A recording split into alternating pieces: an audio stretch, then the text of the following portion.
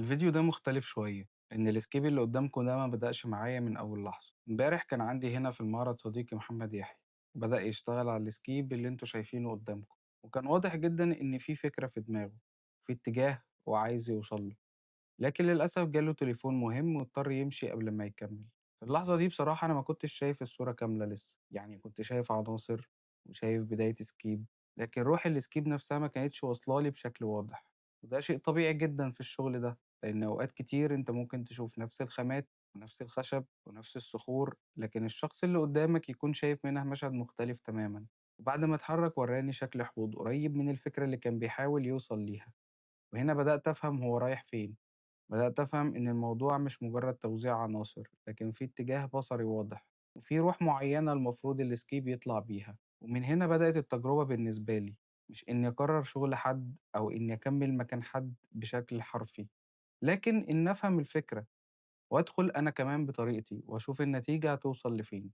السكيب ده معمول داخل المعرض، وده في حد ذاته بيخلي التجربة مختلفة، لأن أي شغل بيتعمل في المعرض بيبقى ليه حضور خاص وبيتحسب بشكل مختلف، لأن الناس هتشوفه وهتقف قدامه وهتقرأ تفاصيله بسرعة. وفي نفس الوقت لازم يكون عنده عمق يخلي اللي يبص له يكمل. وأنا هنا كنت قدام تحدي لطيف جدا، إزاي أحافظ على أصل الفكرة وفي نفس الوقت أخلي التنفيذ النهائي طالع من إحساسي أنا كمان. النقطة التانية اللي كانت مهمة بالنسبة لي إني ما كنتش داخل أشتغل من الصفر، أنا كنت عايز أستفيد من الحاجات الموجودة عندي بالفعل، وحاجات أنا عارفها وفاهم خامتها وعارف هتشتغل إزاي جوه الحوض.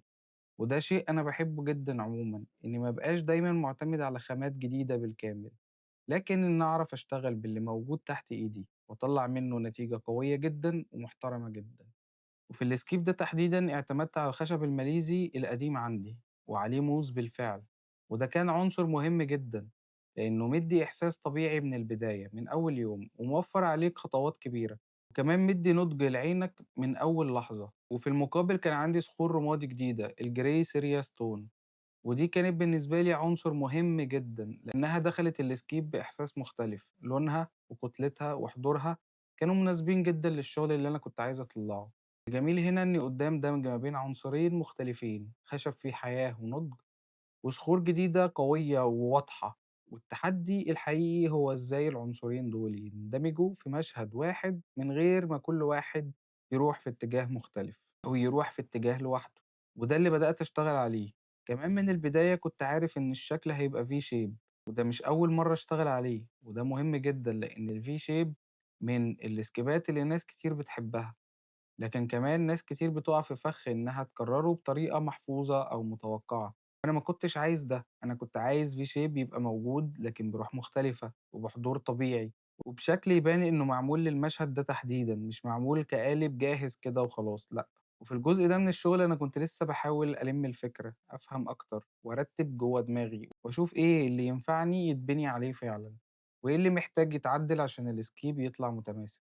وده من الحاجات اللي باحبها جدًا في الأكواسكيب، إن الشغل أوقات كتير ما بيبدأش بحاجة واضحة، لكن بيبدأ بسؤال، إيه روح المشهد اللي المفروض تطلع؟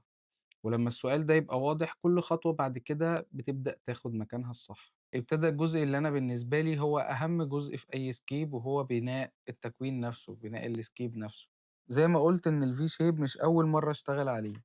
وده شيء في صالحك وضدك في نفس الوقت. في صالحك لأنك فاهم الشكل وعارف هو بيشتغل إزاي بصريًا وعارف نقطة قوته، وضدك لأنك ممكن بسهولة تُقع في التكرار. وعشان كده أنا ما كنتش عايز أشتغل على الV shape كفورمة، لكن كفكرة مرنة أقدر أوظّفها حسب العناصر اللي قدّامي. وهنا كان عندي الخشب الماليزي الجاهز بالموس، وده أول ما بصّيت له حسّيت إنه مش محتاج مجهود عشان يبان طبيعي، هو أصلًا داخل الscape وعنده شخصية. لكن في نفس الوقت الخشب القوي ده لو ما اتحطّش صح ممكن ياكل المشهد كُلّه.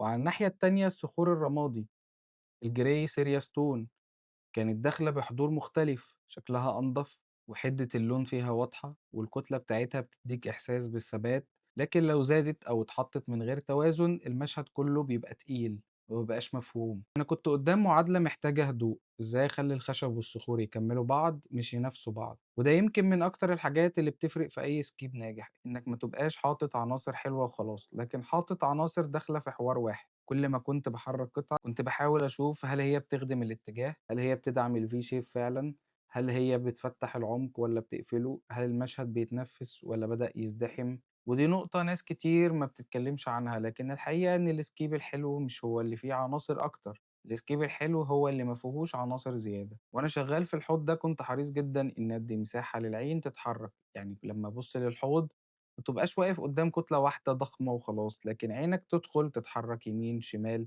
تنزل لجوه وتحس إن في مسار كده في الحوض. وده أصلا سر الفي شيب لما يتعمل صح، إنه مش مجرد شكل حرف في، لكن إنه يديك إحساس إن في سحب بصري لجوه المشهد. وفي السكيب ده تحديدا أنا حسيت إن وجود الموس على الخشب لعب دور مهم جدا، لأنه نعم الانتقالات وخلى الخشب ما يبانش ناشف أو حاد أو زيادة، وده ساعد جدا في إن الصخر ما يبانش منفصل عنه. يعني إحنا هنا مش بنتكلم عن خامات بس، إحنا بنتكلم عن خامات لازم تتفهم مع بعض. والمرحلة دي كانت بالنسبة لي مرحلة فهم أكتر من إنها تكون مجرد تنفيذ. كل شوية كنت برجع خطوة لورا وأبص وأحاول أقرأ المشهد من جديد، لأن لما يبان حلو وأنت قريب ممكن ما يبقاش حلو وأنت بعيد، والعكس صحيح. وده دايما شيء بحب أركز عليه، لأن أي سكيب لازم تشتغل عليه من أكتر من مسافة. لازم يشتغل من قريب عشان التفاصيل، ويشتغل من بعيد علشان التكوين العام والصورة العامة من بعيد. وكل خطوة كنت باحس إن الفكرة اللي بدأت مع محمد بدأت تبقى أوضح بالنسبة لي أنا كمان، لكن مش بنفس النسخة، إنما بالنسخة اللي أنا أقدر أكمّلها بيها. وده شيء مهم جدًا باحب أقوله، إن الشغل المشترك أحيانًا جماله مش إن شخص يبدأ والتاني يقلده، لكن إن الشخص يبدأ بالفكرة والتاني يفهمها ويكمّل إحساسه. وده اللي حصل هنا. في المرحلة دي بدأت أحس إن الحوض خلاص بقى ليه ملامح حقيقية، بقى واضح إنه مش مجرد محاولة، لكن سكيب فعليًا بدأ ياخد شكله، وبدأ يبقى عنده حضور. بعد ما التكوين استقر ابتدى الجزء اللي دايمًا باحس فيه إن المشهد بقى موجود فعلًا. يعني في الأول بتبقى قدّام خامات، بعدها بتبقى قدّام سكيب، لكن في لحظة معينة كل ده بيتحول لشيء واحد متماسك، وهنا تحس إن السكيب اتولد فعلًا. وده اللي حصل في الشغل ده. أنا كنت داخل على تجربة وفي دماغي شوية أسئلة: هل هاقدر أوصل للفكرة من غير أمّا الشخص اللي بدأها يبقى موجود؟ هل هاعرف أفهم الروح فعلًا؟ هل العناصر اللي هتبقى موجودة عندي هتخدمني والّا هتفرض عليّا اتجاه تاني خالص؟ لكن مع الشغل حسيت إن الإجابة بدأت تطلع لوحدها واحدة واحدة، وفعلًا وصلت لنتيجة أنا مرتاح ليها، وحاسس إنها طلعت زي ما أنا كنت عايز. وده مش معناه إن الشغل كان سهل، ولا إن كل حاجة كانت واضحة من الأول لحظة، بالعكس. واحدة من أجمل الحاجات في الفيديو ده إن هي فيها تجربة حقيقية، فيها لحظة تردد، فيها لحظة فهم، وفيها لحظة قرارات، وفي الآخر في نتيجة. وأنا باحب النوع ده من الفيديوهات لإنها أقرب للواقع. مش كل مرة الدنيا بتبقى ماشية بخط مستقيم، مش كل مرة الدنيا بتبدأ بفكرة وتخلصها بنفسك من أولها لآخرها. أوقات كتير بيبقى في طرف، في تغيير، في إعادة قراءة للمشهد، وده جزء من جمال الشغل نفسه. الشيء اللي فرحني فعلًا هنا إن العناصر اللي كانت عندي اشتغلت كويس جدًا. الخشب الماليزي بالموس كان مدّي إحساس إنه عايش من بدري، والصخور الرمادي كانت مديّة له ثبات ونضافة وقوة، والV shape طلع بشكل اللي أنا كنت عايزه، من غير ما يحسسك إنه متكرر أو محفوظ. وبالنسبة لي كان أهم شيء إنه يطلع في توازن وفي حضور وفي نفس الوقت في بساطة محسوبة، لأن في الآخر الإسكيب الناجح مش هو اللي بيبهرك من أول ثانية وخلاص، لكن هو اللي بيخليك تقف قدامه شوية وتفضل عمال تكتشفه.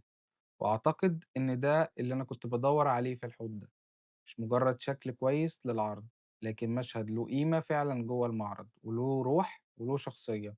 والأجمل كمان إن التجربة دي فتحت باب لحاجات جاية، لإن إن شاء الله اليومين اللي جايين هيبقى عندنا شغل في أحواض جديدة تانية، تجارب مختلفة وأفكار أكتر، وده شيء أنا متحمس له جدًا. فالفيديو ده مش نهاية، بالعكس هو بداية لحاجات جاية.